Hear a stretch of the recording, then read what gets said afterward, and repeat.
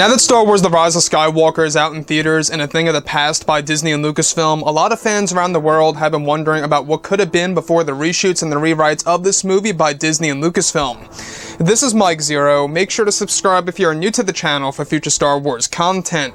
Now, one thing is for certain is that The Rise of Skywalker, a lot of fans either love it or hate it. It seems to be quite a divide among many fans around the world. A lot of fans out there, believe it is indeed a divisive movie, but not quite as divisive as The Last Jedi. In fact, nowhere near as how divisive Episode 8 really was by director Rian Johnson.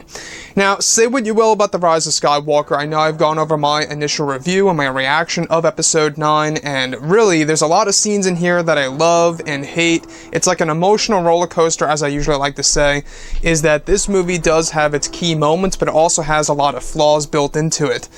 Now, on top of all of this, we do know that Disney and Lucasfilm went through many different changes and adjustments during the months of August, September, and October in order to give the fans a different version of the film. I don't know if you guys are very well aware about this, but there was an initial cut of Episode 9 that was far different than the version that we got in theaters, that was going to be far different in design and tone.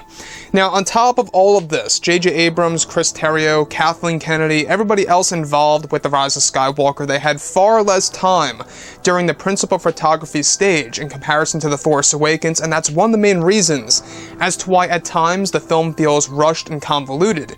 Now, on top of all of this, what's really intriguing all has to do with one of the deleted scenes, one of the cancelled scenes for Episode 9 that involved the character of Ezra Bridger.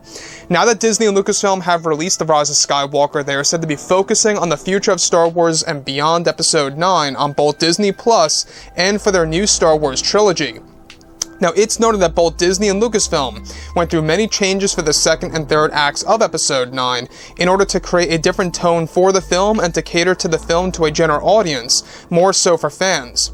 One of the scenes that were deleted for the third act of the film took place on the world of Exegol, where the character of Ezra Bridger was actually going to return for a cameo scene where the ghost ship would land on top of one of the Star Destroyers, where an older Ezra Bridger would step off of the ship and shout out a line of dialogue to command members of the Resistance to charge toward a group of Sith troopers. Now, it's said that in the scene, the older version of Ezra had long hair and a lightsaber hilt attached to his belt, and that originally Chris Terrio wanted to bring in Ezra since he was stuck in the unknown regions after Rebels Season 4, and that they wanted to establish that Ezra Bridger was alive at this point in time.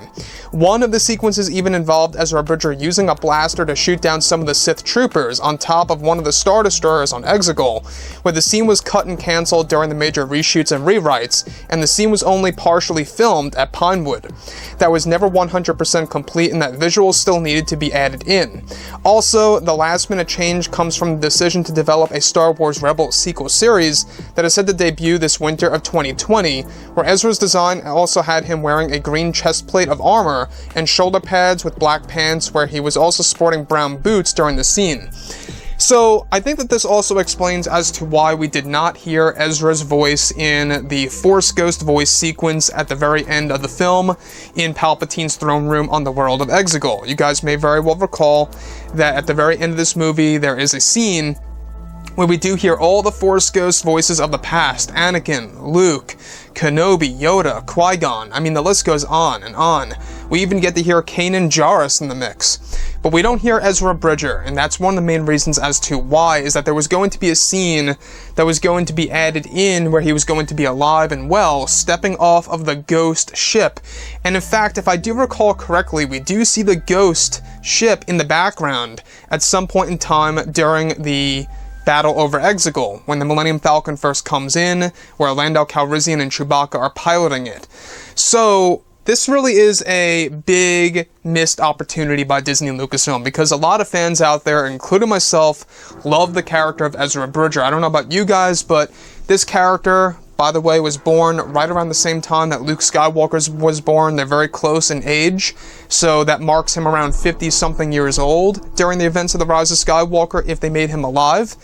The fact that a big decision, came from the reshoots and the rewrites to cut the scene out, and also by them developing a Star Wars Rebels sequel series, I'm honestly very excited to see what they have in store for both Ahsoka and Ezra in the upcoming TV show that's going to continue Star Wars Rebels storyline, and exactly what happens over in the unknown regions between Ezra and Grand Admiral Thrawn. I think that entire storyline is going to really take fans away and is really going to take them by surprise. So, the last thing I just want to add in here is that, yes, the original cut of Episode 9 was actually said to be 4 hours and 20-something minutes before it was changed and reduced down to 2 hours and change.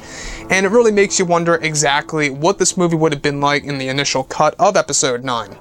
So, with that being said, guys, like I say, Ezra, very iconic character, missed opportunity. Let me know what you think about all of this below in the comments. Everything related to Ezra not being in the film and what could have been before the reshoots. And if you guys did enjoy the content for today, do make sure to drop a thumbs up on this video to support the channel.